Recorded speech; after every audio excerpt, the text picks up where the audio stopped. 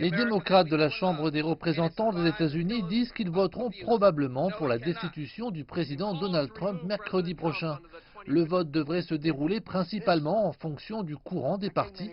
Mais comme les démocrates détiennent la majorité à la Chambre, il est presque certain que les législateurs s'exprimeront de façon favorable à la destitution du président. Il cherche ouvertement à interférer dans les élections de 2020 et il continue de menacer notre sécurité nationale et l'intégrité de nos élections pour notre système démocratique lui-même.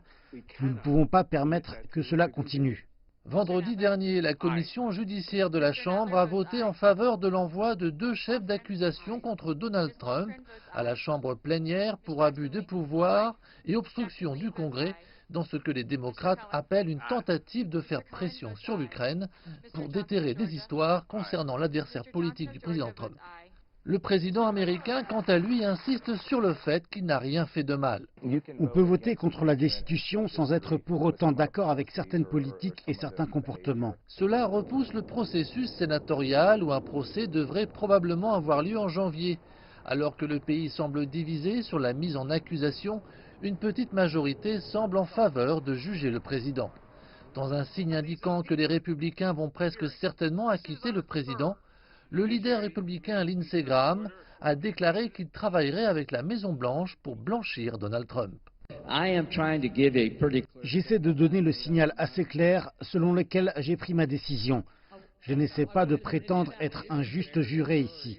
Je vous le dis en ce moment, si Mueller avait trouvé quelque chose contre Trump, j'aurais été son critique le plus fort et je l'ai dit face au président. Ce que je vois se produire aujourd'hui n'est qu'une absurdité partisane. Les démocrates s'attendent au soutien de tous, à l'exception de quelques membres. Et pour le chef du Sénat américain Mitch McConnell de dire qu'il se coordonne avec la Maison-Blanche pour s'assurer qu'il n'est ni condamné ni destitué, cela consiste à ne voir aucun élément négatif et n'en entendre aucun. C'est la raison pour laquelle je suis tellement déçu que mes collègues ne voient aucun mal et n'entendent aucune mauvaise attitude par le fait qu'ils refusent de regarder quoi que ce soit qui pourrait être en désaccord avec leur vision du monde, du républicanisme et de ce président.